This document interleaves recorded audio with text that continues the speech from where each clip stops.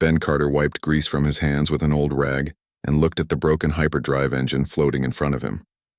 Another day, another pile of scrap metal that someone hoped could be fixed. The salvage bay of Meridian's Rest was quiet except for the hum of air recyclers and the distant chatter of his crew working on other projects. He had been doing this job for 15 years now. Fix what could be fixed, strip what couldn't, and try not to think too hard about the stories behind each piece of wreckage that floated through their doors. Space was dangerous and ships broke down or got attacked or just disappeared into the void.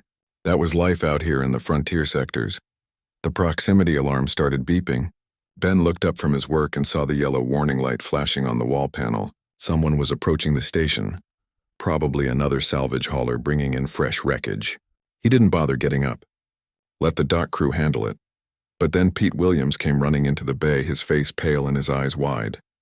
Pete was the station's sensor operator, a calm man who never got excited about anything. Seeing him run was like watching a star go backwards. "Ben, you need to see this," Pete gasped, trying to catch his breath. "Something's coming in from the outer markers, but the sensors are showing impossible readings." "What kind of impossible?" Ben asked, setting down his tools. He had learned not to ignore Pete's warnings over the years. "The mass readings don't match the visual. The computer says there's a battleship-class vessel approaching, but the energy signature is all wrong. And there's something else. Something small, but the readings make no sense." Ben followed Pete to the control room where other crew members were already gathered around the main display screen. The long-range sensors showed a large ship moving slowly toward their station, but something about its movement pattern was strange. It wasn't flying like a normal ship with engines. It was being pulled. "Bring up the visual feed," Ben said. The screen flickered and then showed the impossible sight that would stay with Ben for the rest of his life. A massive battleship, easily 300 meters long, was drifting through space. But it wasn't dead weight floating randomly. Something was pulling it with purpose and determination. At first, Ben thought his eyes were playing tricks on him. The thing doing the pulling was tiny, maybe the size of a small dog, with white scales that caught and reflected the light from distant stars. It had wings small but beating with desperate rhythm, and a long tail that helped steer its enormous burden through the void. "Is that a dragon?" whispered Lisa, the station's communications officer. The creature was indeed dragon-like, but nothing like the massive beasts from old Earth legends. This one was delicate, almost fragile-looking, with pure white scales and wings that seemed too small for its task. It had rigged some kind of harness system to the battleship's hull, crude but effective cables and straps that distributed the massive weight across its tiny frame. "The computer must be broken," said Rick, one of the younger mechanics. "There's no way something that small could move a ship that size." But Ben was watching the way the dragon moved. Its flight pattern showed intelligence and purpose. It wasn't struggling randomly. It was navigating, making small course corrections to bring the ship directly toward their station. The creature had been flying like this for who knew how long, and it was clearly exhausted. "Look at the ship's registry," Ben said. Lisa worked her console and the information appeared on screen. "Starfall's Dream civilian transport registered 3 years ago. Last known position was in the void reaches before it vanished. Presumed lost with all hands." Ben felt something cold settle in his stomach. The void reaches were notorious for pirate attacks and ship disappearances. If this ship had been missing for 3 years, what was a tiny dragon doing pulling it across space? And why? "Sir, should I hail the vessel?" Lisa asked. "Try it, but I doubt you'll get a response from the ship. Try contacting the dragon." Lisa worked her controls and spoke into her headset. "Unknown vessel and creature, this is Salvage Station Meridian's Rest. Please respond." There was no answer from the ship, but the dragon seemed to hear them. It turned its small head toward their station and let out a sound that came through the communication system as a high, musical call. Then it doubled its efforts, wings beating faster as it pulled the massive ship closer. Ben made a decision that would change everything. "I'm going out there." "Ben, that's against protocol," Pete said. "We should wait for the harbor patrol to—" "That creature is exhausted. Look at how it's flying. It's been doing this for days, maybe weeks. If it collapses, that ship will drift past us and disappear into deep space again." Ben was already heading for the equipment locker where the spacesuits were stored. His crew followed, arguing with him but also preparing to help. They all knew Ben well enough to know that once he made up his mind, there was no changing it. The EVA suit felt familiar as Ben sealed it and ran through the safety checks. He had done thousands of spacewalks over the years, but this one felt different. As his small maintenance pod launched from the station's bay, Ben could see the dragon more clearly through his helmet display. The creature was beautiful in a heartbreaking way. Its white scales were marked with stress fractures from the incredible strain it had been under. Its wings showed tears and scars. The harness system it had created was a masterpiece of improvised engineering, using salvaged cables and metal strips to distribute the battleship's mass without crushing its small body. But what struck Ben most was the determination in the dragon's eyes.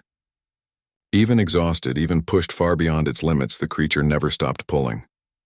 There was something aboard that ship that mattered more to this dragon than its own life. As Ben approached, the dragon noticed his pod and let out another musical call. This time Ben thought he heard something like hope in that sound. The creature had been alone in the void for who knew how long, and now help had finally arrived. Ben activated his pod's tractor beam and locked onto the battleship's hull. "Meridian's Rest, this is Ben. I'm taking the ship into dock.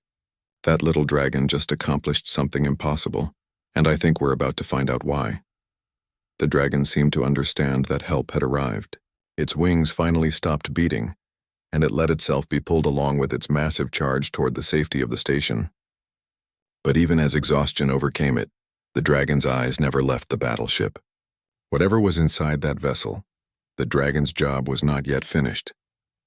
The docking clamps of Meridian's Rest secured the battleship with a series of metallic thuds that echoed through the station's hull. Ben watched from his maintenance pod as the massive vessel finally came to rest, held steady by the station's mechanical arms. The moment the ship was secure, the tiny albino dragon collapsed. Ben had seen exhaustion before, but nothing like this. The creature's wings folded against its body as it drifted in the zero gravity near the ship's hull, its small chest rising and falling in rapid, shallow breaths. The makeshift harness that had connected it to the battleship hung loose now, the cables drifting like metallic seaweed in space. Moving his pod closer, Ben extended the mechanical arms and very gently gathered the dragon into the pod's cargo bay. The creature was so light that Ben barely registered its weight on the sensors. Up close, he could see the full extent of what this tiny being had endured. Its white scales were dulled by exhaustion and marked with pressure sores where the harness had rubbed against its body for what must have been months or years. Its wings showed signs of repeated stress fractures that had healed poorly. Back inside the station, Ben carried the unconscious dragon to his private workshop, a cluttered space filled with spare parts, half-finished projects, and the tools of his trade. He cleared off his workbench and made a soft bed from clean rags, then carefully placed the dragon down and activated a heat lamp to warm its small body. While the creature rested, Ben connected his portable computer to the battleship's external data ports. The ship's registry confirmed what they had seen earlier: Starfall's Dream, a civilian transport that had vanished 3 years ago while carrying 200 passengers and crew through the dangerous void reaches. The dragon stirred as Ben worked, its large eyes opening to look around the unfamiliar workshop. When it saw Ben, it tried to stand but collapsed back onto the makeshift bed. Ben moved slowly, keeping his hands visible, and activated his universal translator. "Easy there, little one," Ben said softly. "You're safe now. Can you understand me?" The dragon's head tilted, and then it spoke in a voice like distant music, but broken and hesitant. "Safe? Ship? Safe too? The ship is secure. You don't need to pull it anymore." Ben felt something tight in his chest as he realized the dragon's first concern was still for the vessel it had been dragging across space. "Good," the dragon whispered, and seemed to relax slightly. "Pip did good? Pip? Is that your name?" The creature nodded weakly. "Pip is good, dragon. Pip pulls ship to help. Many cold times, many dark times, but Pip never stops." Ben knelt down next to the workbench so he was at eye level with Pip. "How long have you been pulling that ship?" Pip looked confused for a moment, then held up one small claw. 3 cold times. When star patterns change, Pip counts. 3 times around, 3 years. This tiny creature had been dragging a battleship through space for 3 years, alone in the void, never giving up hope of finding help. Ben felt his throat tighten with an emotion he rarely allowed himself in this business. "Pip, why were you on the ship? Were you someone's pet?" The dragon's eyes grew sad. Pip was Ship Dragon. Engineer Pete loved Pip, taught Pip many things.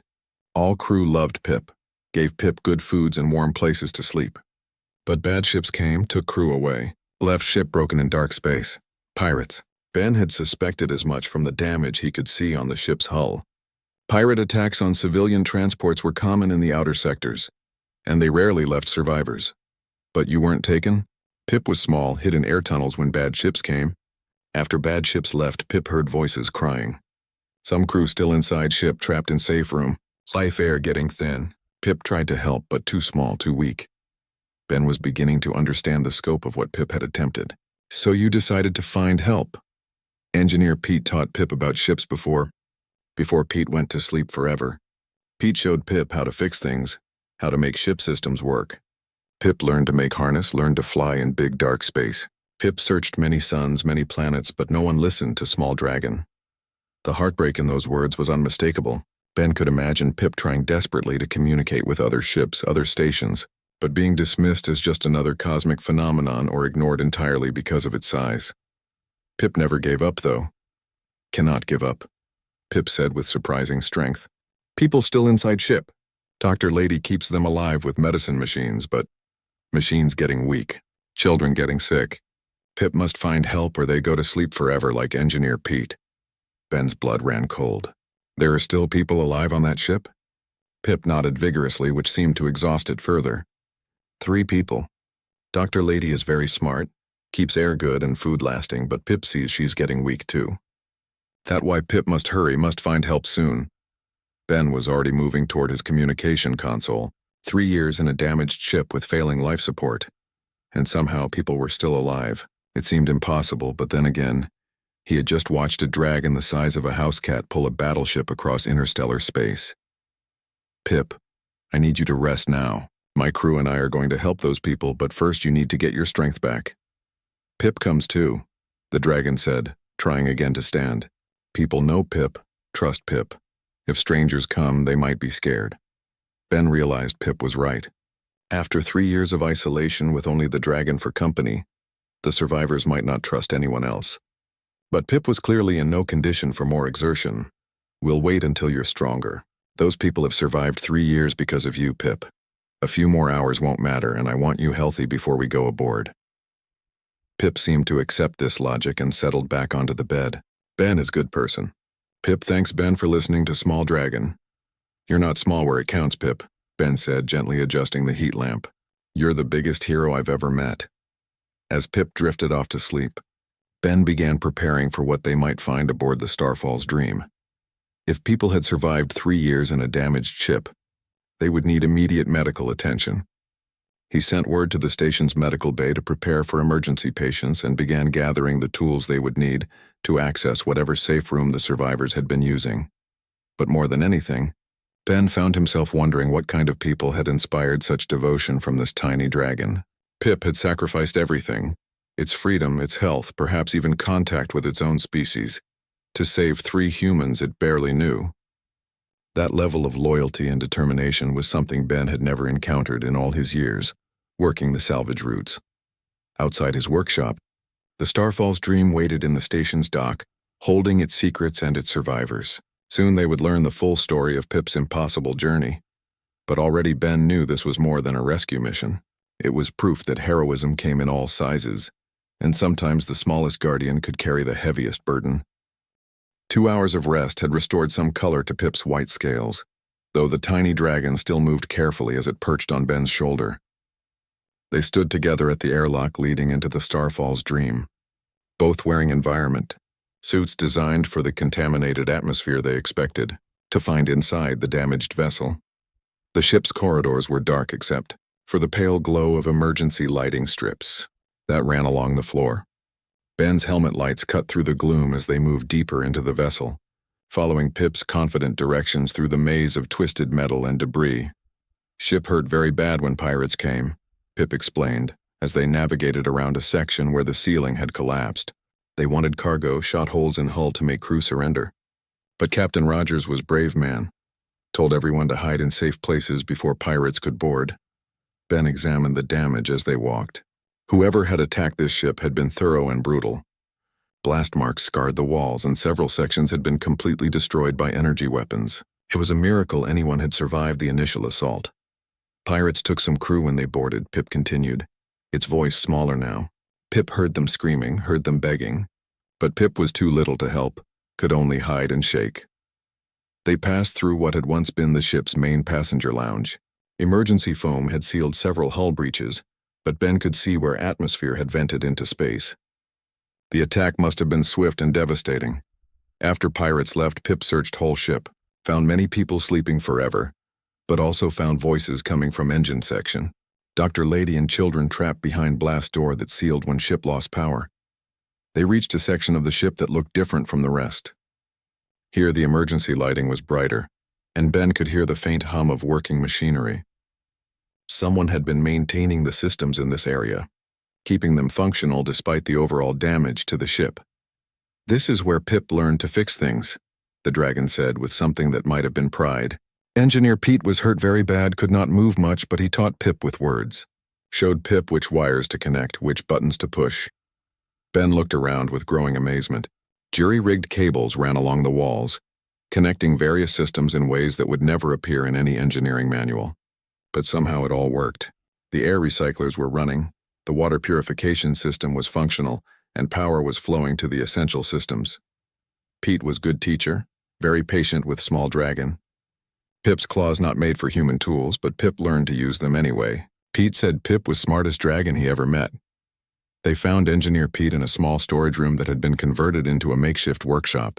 He had died at his workstation, his hands still reaching for a tool, but his face was peaceful. Around him were scattered notes and diagrams, clearly written for someone with claws instead of fingers. Pete taught Pip everything before going to sleep. Pip said softly, how to fix air makers, how to find clean water, how to make food last longer. Even taught Pip to make harness for pulling ship when engines broken. Ben knelt down and examined Pete's notes. The handwriting was shaky, clearly written by someone in great pain, but the diagrams were precise and detailed. Step-by-step instructions for maintaining life support systems, written specifically for a small dragon with limited reach and dexterity. Pete knew he was going to die, Ben realized. Yes. Pete very sick from pirate weapons, but refused to go to sleep until Pip learned enough to help others. Pete said Pip was guardian now, must protect the living ones. They left Pete's workshop and continued toward the sealed section where the survivors waited. As they walked, Pip told Ben more of the story, how it had spent months learning to use the ship's tools, how it had figured out the complex harness system through trial and error, how it had made countless trips into space searching for help, while the survivors slowly weakened. Many times Pip wanted to give up. Space is so big and Pip is so small. Other ships see Pip but think is just space animal, not smart dragon asking for help. Some ships shot at Pip, thought was dangerous creature. Ben felt anger building in his chest. How many opportunities for rescue had been missed because people couldn't believe a tiny dragon was trying to communicate. But Pip could not give up because of Dr. Lady and children. They depend on Pip, trust Pip to find help. When Pip comes back from searching, they always happy to see Pip safe. They share food with Pip even when very little left. They reached a heavy blast door marked with warning symbols. The door was sealed shut, but a small access panel next to it was glowing green. Pip flew over to the panel and began pressing buttons with its claws, following a sequence it had clearly memorized. Pip made special signal so people inside know it's safe to open door. If wrong signal, door stays closed. Pete taught Pip this before going to sleep. The massive door began to slide open with a grinding sound of poorly lubricated machinery. Beyond it, Ben could see another corridor, this one better lit and clearly maintained. The air that flowed out smelled of recycled atmosphere and chemical purifiers, but it was breathable. Dr. Lady very smart, Pip continued as they entered the sealed section. She made this place like small ship inside big ship. When pirates broke outer ship, inner ship still worked. But systems getting old now, breaking down faster than Pip can fix them. They passed through several rooms that had been converted into living spaces. Ben saw evidence of careful resource management. Water recycling systems, food storage areas, and medical equipment all maintained, despite the limited resources available. Someone had done an incredible job of making the most of what they had. Children were very small when pirates came, but now are grown up. Pip watched them change, become taller, become smart like their parents, but also watched them get sad when food ran low, when air recyclers made strange noises. Finally, they reached what appeared to be the main living area. Ben's breath caught in his throat when he saw the three survivors Pip had protected for so long.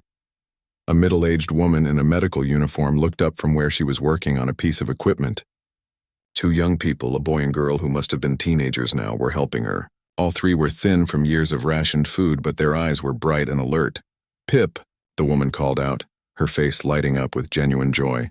"You came back, and you brought help." The dragon flew from Ben's shoulder to land gently on the woman's outstretched hand. For a moment, the exhausted, determined guardian became just a small creature seeking comfort from someone who loved it. "Dr. Lady, this is Ben," Pip said. "Ben has big station with medicine machines and good food. Ben will help make everyone strong again." Ben removed his helmet and looked at the three people Pip had saved. They had survived 3 years in this makeshift shelter, kept alive by the determination of a dragon no bigger than his hand. The magnitude of Pip's accomplishment was finally clear to him.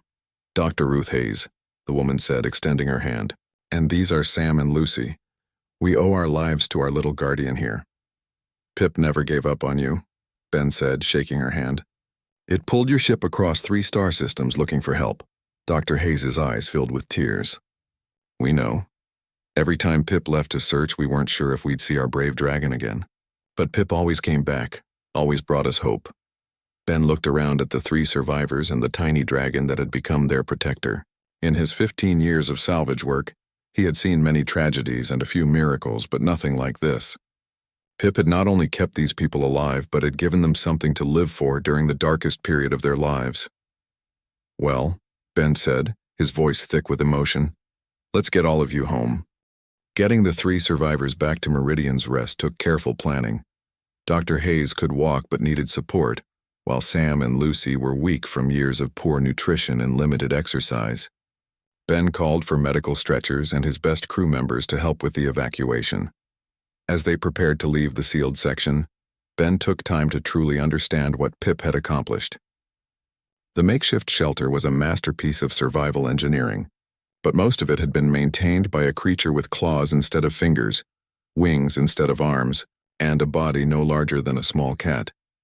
"Pip learned to use human tools by watching me work," Dr. Hayes explained as they gathered the few personal belongings the survivors wanted to keep. "At first I thought it was just curiosity, but then I realized Pip was memorizing everything. When I got too weak to reach certain areas, Pip would do the work for me." Sam, now 17 but still looking much younger due to malnutrition, picked up a small metal object from a shelf. "Pip made this for us," he said, holding up what looked like a whistle. "When the air recyclers made bad sounds, Pip would use this to call for help, and we'd all work together to fix whatever was broken." Lucy, 15 and the youngest survivor, was sitting quietly on her makeshift bed. She had been only 12 when the pirates attacked, and Ben could see how the years of confinement had affected her. But when Pip landed near her, she smiled for the first time since they had arrived. "Pip used to sing to us," she said softly. "When the lights would go out or when we were scared, Pip would make these beautiful sounds that helped us feel better." Ben watched as Pip nuzzled against Lucy's hand, and he understood something profound about the relationship between the dragon and the survivors. This wasn't just about keeping people alive with food and air and water. Pip had become their emotional anchor, their source of hope during 3 years when hope should have died completely. "The hardest part wasn't the hunger or the cold," Dr. Hayes said as they prepared to leave. "It was the loneliness, the feeling that we had been forgotten by the rest of the galaxy. But Pip never let us forget that we mattered, that we were worth saving." The medical team from Meridian's Rest worked efficiently to transport the survivors to the station's medical bay. Ben walked alongside Pip, who refused to leave the stretchers carrying its 3 charges. Even now, with help finally arrived, the dragon's protective instincts remained strong.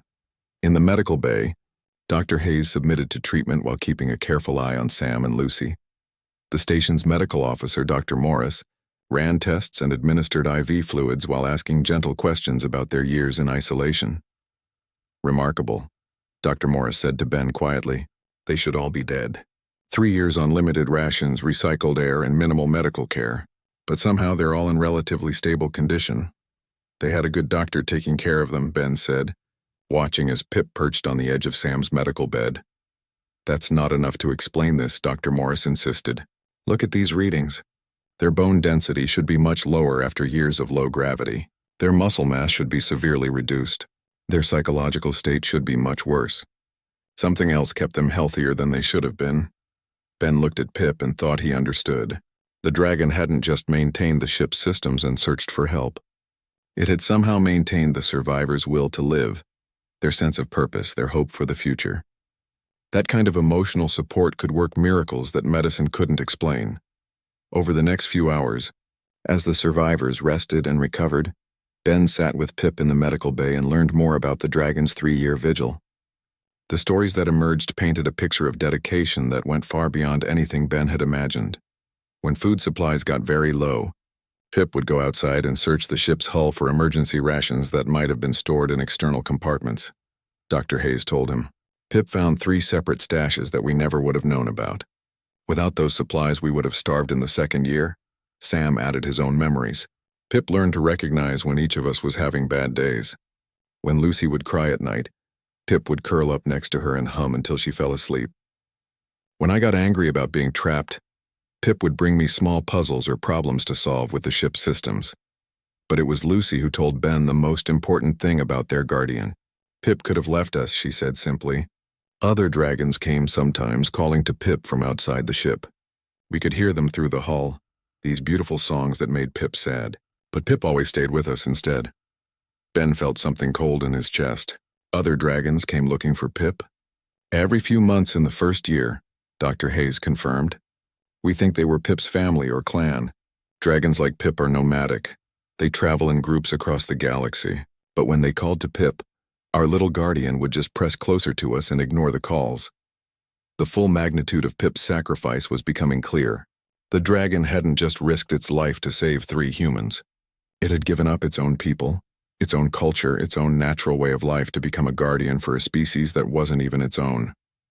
Pip told us about the dragon calls, Sam said.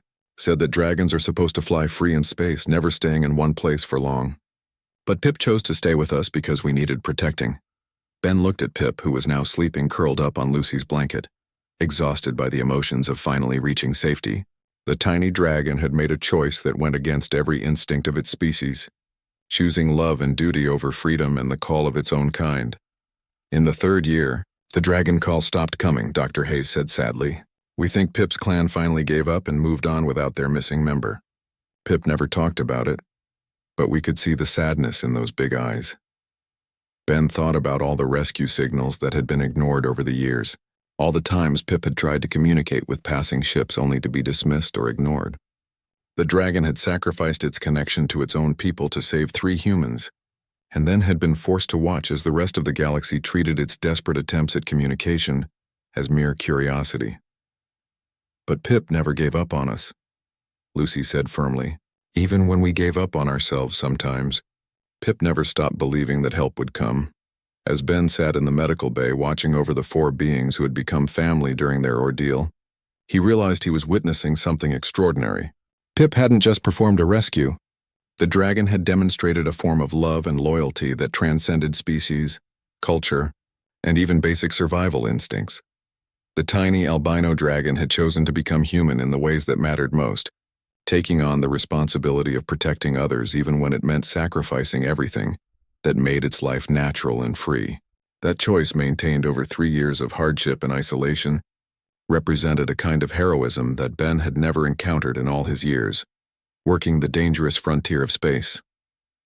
Tomorrow, Ben would begin the process of helping the survivors reconnect with the galaxy they had been taken from. But tonight, he simply sat guard over a small dragon who had taught him that the biggest hearts sometimes came in the smallest packages. 3 days had passed since the rescue, and the survivors were showing remarkable improvement under proper medical care. Ben found himself spending most of his time in the medical bay, drawn by a need to understand the full scope of what Pip had accomplished during those 3 years of isolation. Dr. Morris had cleared Sam and Lucy for light activity, and they had insisted on showing Ben something important. With Pip riding on Sam's shoulder, they made their way back to the Starfall's Dream, now permanently docked at Meridian's Rest while salvage crews worked to catalog its contents. "There's something we want you to see," Lucy said as they entered the sealed section that had been their home for so long. "Something that shows just how much Pip really did for us." They led Ben to a wall in the main living area that he had not examined carefully during the rescue. What he saw there made him stop and stare in amazement. Scratched into the metal wall with careful precision were thousands of small marks arranged in groups and patterns. Pip made this calendar, Sam explained. Every day Pip would add one mark. Every time the star patterns completed a full cycle, Pip would start a new section. Ben counted the marks. There were 1,247 of them, representing every single day that Pip had spent as the guardian of 3 human lives. But that wasn't what made Ben's breath catch in his throat. Look at the pattern, Dr. Hayes said, joining them with the help of a walking stick. She had insisted on coming despite Dr. Morris's protests about her need for rest. Ben looked more closely at the marks and saw what she meant. The scratches weren't random. They formed pictures, tiny images that told the story of their survival. Here was a drawing of Pip working on an air recycler. There was an image of the dragon bringing food to the humans. Another section showed Pip flying outside the ship searching the void for help. Pip made this for us, Lucy said softly. When we got too sad or scared, we would look at the wall and remember all the things our guardian had done to keep us alive. But the most remarkable section was near the end of the calendar. Here the scratches formed images of other dragons, long, flowing shapes with spread wings, calling to a small figure that Ben realized was Pip. The dragon had documented its own moments of temptation, the times when its people had called and Pip had chosen to stay with the humans instead. Pip told us about the dragon migration, Sam said, how dragons travel in great flocks across the galaxy, never staying in one place for more than a season. Pip's family was part of that migration, but when they called, Pip always chose us. Ben traced one of the dragon images with his finger. The detail was incredible, etched with the careful precision of someone who had nothing but time to work. But more than that, he could see the loneliness in these drawings, the ache of a creature separated from its own kind by choice and necessity. Show him the other thing, Lucy whispered to Sam. Sam led Ben to another part of the wall, where different marks had been scratched into the metal. These weren't pictures or calendar marks. They were letters, formed slowly and carefully by someone learning to write in a language not their own. Pip learned to write our language, Dr. Hayes explained. I taught letters during the long days when there wasn't much else to do. Pip wanted to learn so badly, practicing for hours with those tiny claws. Ben read the words that Pip had scratched into the wall. Sam is brave. Lucy is kind. Dr. Lady is smart. Pip will keep them safe always. Below that, in even more careful lettering, family is not same blood. Family is same heart. Ben felt his throat close with emotion. In simple words scratched into metal, Pip had captured something profound about what had happened aboard this ship. 3 humans and 1 dragon had become something more than their individual species. They had become family in the truest sense. There's more, Dr. Hayes said gently. She led them to a storage compartment that Ben had not seen before. Inside were dozens of small objects that Pip had crafted during the long years. Toys made from salvaged materials for Lucy when she was younger. Tools designed specifically for human hands but crafted by someone with claws, and small works of art that showed remarkable skill and patience. But what moved Ben most were the gifts that the humans had made for Pip in return. Lucy had woven a small blanket from fabric scraps, sized perfectly for a dragon. Sam had crafted a tiny tool belt that allowed Pip to carry multiple items during repair work. Dr. Hayes had made a small medical kit designed specifically for treating dragon injuries. We weren't just survivors sharing resources, Dr. Hayes explained. We were a family taking care of each other.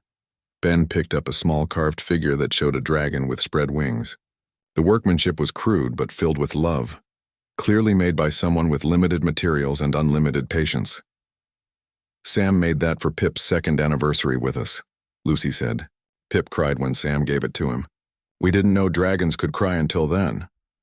Ben set the figure down carefully and looked at Pip, who was sitting quietly on Sam's shoulder, watching the humans examine the evidence of their shared life. The tiny dragon's eyes held an intelligence and depth of emotion that Ben was only beginning to understand. Pip, Ben said gently, do you miss your own people? The dragon was quiet for a long moment, then spoke in its musical voice. Pip loves dragon family, always will love them. But Pip chose human family too. Heart big enough for both loves even when dragon family flies away. But you gave up your freedom for us, Sam said. and Ben could hear the guilt in the young man's voice. No, Pip said firmly. Pip chose different freedom. Freedom to protect, freedom to love, freedom to be guardian. Dragon family flies free in space, but Pip flies free in heart. Ben understood then what made Pip's sacrifice so profound. The dragon had not simply given up its old life reluctantly. It had actively chosen a new kind of existence. One that went against every natural instinct of its species, but fulfilled something deeper in its spirit. In dragon stories, Pip continued, greatest dragons are ones who find purpose bigger than themselves. Pip found purpose with human family. This makes Pip greatest dragon of all. Dr. Hayes reached out to stroke Pip's head gently. You are the greatest dragon of all, little one. You're the greatest being of any species that we've ever known. As they prepared to leave the ship that had been their home in prison for 3 years, Ben took one last look at the calendar wall. Over 200 days of marks, each one representing a choice to continue, to hope, to believe that tomorrow might bring rescue. But more than that, each mark represented a day when a tiny dragon had chosen love over instinct, duty over freedom, and family over species. The full story of Pip's heroism was becoming clear to Ben, and it was larger than he had ever imagined. This wasn't just about physical survival or mechanical ingenuity. It was about the power of love to transform beings into something greater than their individual natures, creating bonds that transcended every barrier that should have kept them apart. Walking back to the medical bay with his 4 friends, Ben realized that he was not just witnessing a rescue story. He was seeing proof that the greatest strength in the galaxy was not found in weapons or ships or technology, but in the simple choice to care for others more than yourself. And sometimes, that choice came in a package no bigger than your hand, with white scales and wings that had carried the weight of an entire world. 2 weeks had passed since the rescue, and Meridian's Rest had become a different place. Word of Pip's incredible journey had spread throughout the station, and crew members who had worked the salvage routes for decades found themselves stopping by the medical bay just to catch a glimpse of the tiny dragon who had accomplished the impossible. Ben sat in his workshop late in the evening, watching Pip sleep on the small bed he had made for the dragon. Dr. Hayes and the children were recovering well, gaining weight and strength with each passing day. Tomorrow, a passenger transport would arrive to take them back to the core worlds where they had family waiting, family who had given up hope of ever seeing them again. But tonight, Ben found himself struggling with emotions he couldn't quite name. He was a practical man who had spent 15 years dealing with the harsh realities of space salvage. He had seen death and loss and tragedy in every form the galaxy could offer, yet something about Pip's story had touched a part of his heart that he had thought was permanently sealed. Pip stirred and opened one large eye, immediately alert to Ben's presence. The dragon's recovery had been remarkable, but Ben could still see the stress marks on its white scales, the evidence of 3 years spent pushing far beyond its physical limits. Ben cannot sleep? Pip asked, sitting up on its small bed. Just thinking, Ben said, about everything you did, everything you gave up. I'm trying to understand how someone so small could be so brave. Pip tilted its head in that curious way dragons did when processing complex thoughts. Ben thinks Pip was brave? I think you're the bravest being I've ever met, Ben said honestly. You gave up everything for people who weren't even your own species. That's not just brave, Pip. That's heroic. The tiny dragon was quiet for a moment, then flew over to land on Ben's workbench. Up close, Ben could see the full extent of what Pip had endured. Not just the physical stress, but something deeper. There was a weariness in those ancient eyes that spoke of loneliness and sacrifice that went beyond anything Ben had imagined. Pip was not always brave, the dragon said softly. Many times Pip wanted to fly away, wanted to find dragon family and forget about trapped humans. When star songs called from deep space, Pip's heart hurt with wanting to answer. But you didn't leave. No. Because Pip learned something important from human family. Dragons think about flying free, about seeing new places and having adventures. But humans think about protecting each other, about staying together even when staying is hard. Ben leaned forward, captivated by the dragon's words. When Pip saw Dr. Lady giving her food to children, when Pip saw Sam and Lucy taking care of each other even when they were scared, Pip understood something new. Flying free is good, but choosing to stay can be better. Even when it meant giving up your own people? Pip's eyes grew distant. Dragon family flew away because they thought Pip was lost forever. In dragon thinking, if someone cannot keep up with flock, flock must leave them behind or everyone suffers. Dragons understand survival. But you don't think they were wrong? Dragons were not wrong for dragons, Pip said carefully. But Pip learned human way of thinking too. Humans do not leave family behind even when staying is dangerous. Humans make different choices about who matters.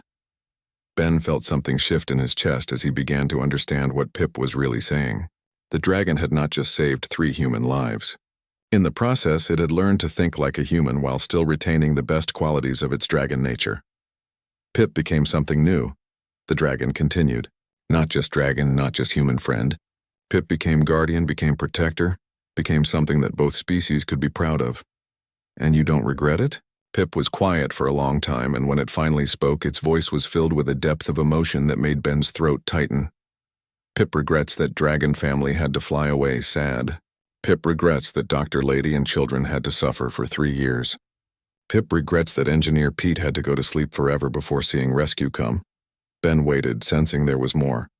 But Pip does not regret choosing love over freedom, does not regret choosing family over flock, does not regret learning that heart can be bigger than body, that caring can make small dragon into mighty protector.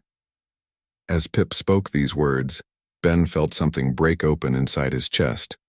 All his life he had prided himself on being tough, on being practical, on not letting the tragedies he witnessed affect him too deeply. But sitting in his workshop with this tiny dragon, listening to a story of selflessness that defied every natural instinct, Ben discovered that some things were too profound for emotional armor. Tears began to fall down his cheeks, surprising him with their intensity. He had not cried in 20 years, not since his own family had been lost in a transport accident. But Pip's story had reached something deeper than grief or loss. It had touched the part of him that still believed in the fundamental goodness that could exist between different beings. Ben is sad? Pip asked, immediately concerned. Not sad, Ben managed to say through his tears. I'm overwhelmed by what you did, by what you sacrificed, by what you became. He reached out with one finger and gently stroked Pip's head. The dragon leaned into the touch, and Ben realized that this tiny creature had spent 3 years being the strong one, the protector, the source of hope for everyone around it. When had anyone simply comforted Pip? You know what amazes me most? Ben said, his voice thick with emotion. It's not that you saved 3 lives. It's that you showed them how to be a family. You taught a doctor and 2 children that love could survive anything, that loyalty could overcome any obstacle. Human family taught Pip those things first. Pip said. Pip just learned to be a good student. No, Ben said firmly. You taught them by example. Every day you stayed, every day you worked, every day you chose them over your own freedom, you showed them what real love looks like. The tears were flowing freely now, years of suppressed emotion finally finding release. Ben had seen heroes before. Pilots who flew impossible rescue missions, engineers who fixed critical systems under enemy fire, soldiers who held the line against overwhelming odds. But he had never seen anything like Pip's quiet, daily heroism that lasted not for minutes or hours, but for years. In all my time working salvage, Ben said, I've pulled a lot of people out of bad situations, but I've never seen anyone save others the way you did. You didn't just keep them alive, Pip, you kept them human. You kept them capable of love and hope and family. Pip flew over to land on Ben's hand, and they sat together in comfortable silence as Ben's tears slowly stopped. Outside the workshop, the sounds of the station continued. The hum of recyclers, the chatter of crew members, the routine business of life in space. But inside the small room, 2 beings from different species shared an understanding that transcended words. Tomorrow, Dr. Lady and children go to their old families, Pip said eventually. Yes, are you worried about saying goodbye? No, Pip said with certainty that surprised Ben. Pip learned that family does not end when bodies separate.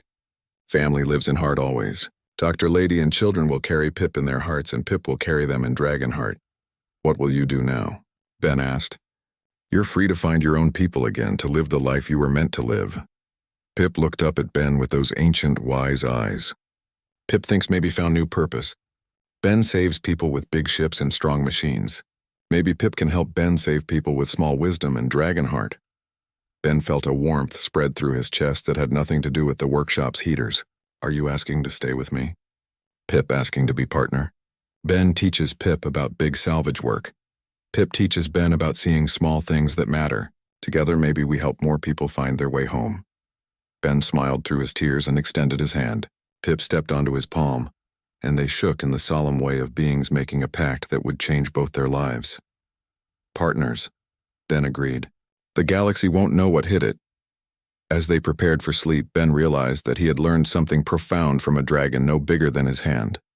Heroism wasn't about size or strength or grand gestures. It was about choosing love over ease, commitment over comfort, and family over freedom. Tomorrow would bring new challenges, new rescues, new opportunities to make a difference in the vast darkness of space. But tonight, Ben Carter, veteran salvage mechanic, went to sleep knowing that he had witnessed the greatest act of heroism in his lifetime, performed by the smallest guardian he had ever met. And in the morning, he and Pip would begin writing a new chapter in both their lives, one where the biggest hearts could indeed come in the smallest packages, and where two unlikely partners would prove that family wasn't about species or origin, but about the choice to care for each other across any distance and through any darkness.